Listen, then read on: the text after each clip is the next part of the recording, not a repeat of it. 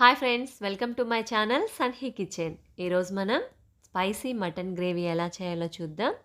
చాలా సింపుల్ ప్రాసెస్లో, అలాగే చాలా టేస్టీగా. ఇది రైస్లోకి, అలాగే దోశ, రోటీ ఎందులోకైనా చాలా బాగుంటుంది. మీరు కూడా తప్పకుండా ట్రై చేయండి. ముందుగా 250 గ్రామ్స్ మటన్ తీసుకొని బాగా క్లీన్ చేసి అందులో 1 స్పూన్ ఉప్పు, అర స్పూన్ పసుపు, 1 స్పూన్ కారం, అర స్పూన్ ధనియాల పొడి, అలాగే 1 స్పూన్ అల్లం వెల్లుల్లి పేస్ట్ వేసి బాగా కలపండి. మొత్తం అంతా కలిసేలాగా బాగా ఇలా కలపండి. ఇలా బాగా కలిపాక ప్రెషర్ కుక్కర్లో వేసుకొని 2 కప్స్ వాటర్ వేసుకొని మూత పెట్టి 4 విజిల్స్ రానివ్వండి. 4 విజిల్స్ వచ్చేంత వరకు ఉడికించుకోండి. మటన్ లేతదైతే 4 విజిల్స్ సరిపోతాయి, లేకపోతే ఒక 8 విజిల్స్ రానివ్వండి. స్టవ్ ఆఫ్ చేసి 10 నిమిషాలు పక్కన పెట్టుకోండి. ఈలోపు మసాలా పౌడర్ రెడీ చేసుకుందాం. ప్యాన్ హీట్ చేసుకొని డ్రై రోస్ట్ చేసుకోవాలి.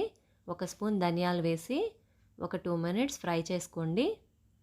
ధనియాలు కొంచెం ఫ్రై అయ్యాక చెక్క, మొగ్గ, యాలకులు, అలాగే కొంచెం కొబ్బరి వేసి డ్రై రోస్ట్ చేసుకొని ఇలా మిక్సీ పట్టుకోండి. మరీ మెత్తగా అవసరం లేదు, ఇలా కోర్స్గా గ్రైండ్ చేసుకుంటే సరిపోతుంది. 10 నిమిషాల తర్వాత మూత తీసి పక్కన పెట్టుకోండి.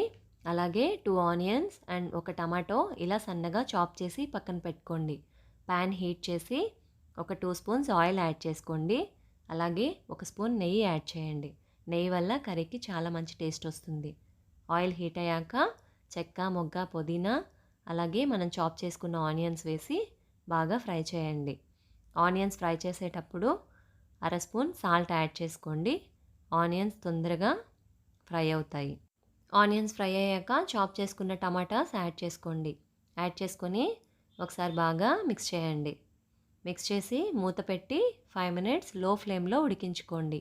ఇలా టమాటాలు కొంచెం ఉడికాక మనం బాయిల్ చేసి పెట్టుకున్నాం కదా మటన్, అదే యాడ్ చేసుకోండి. మటన్ వాటర్తో పాటు యాడ్ చేసుకోండి. యాడ్ చేసుకొని ఒకసారి బాగా కలిపి మూత పెట్టి లో ఫ్లేమ్లో 5 నిమిషాలు ఉడికించుకోండి. మధ్య మధ్యలో తీసి ఇలా కలుపుతూ ఉండండి. మీకు గ్రేవీ పల్చగా కావాలనుకుంటే ఇంకొక కప్ వాటర్ కూడా యాడ్ చేసుకోవచ్చు. యాడ్ చేసుకొని 2 మినిట్స్ కుక్ చేసుకున్నాక ఒక అర స్పూన్ గరం మసాలా, అలాగే కొంచెం మటన్ మసాలా ఉంటే యాడ్ చేసుకోండి. తర్వాత మనం గ్రైండ్ చేసి పెట్టుకున్నాం కదా, ఆ పౌడర్ యాడ్ చేసుకోండి. యాడ్ చేసుకొని ఒక 3 నిమిషాలు ఉడికించుకోండి. ఉడికించుకొని లాస్ట్లో ఇలా కొత్తిమీర యాడ్ చేసుకోండి. యాడ్ చేసుకొని ఒకసారి బాగా ఇలా కలిపి ఒక 1 మినిట్ అలా ఉడికించుకొని స్టవ్ ఆఫ్ చేయండి. అంతే అండి, easy and tasty mutton curry ready అయిపోయింది కదా. ప్రాసెస్ చాలా సింపుల్గా ఉంది కదా, మీరు కూడా ఒకసారి ఇలా ట్రై చేయండి. ఇది రైస్లోకి, అలాగే రోటీ, దోశ ఎందులోకైనా చాలా బాగుంటుంది. తప్పకుండా ట్రై చేయండి. అలాగే లైక్ చేయండి, షేర్ చేయండి, సబ్స్క్రైబ్ చేయండి. Thank you.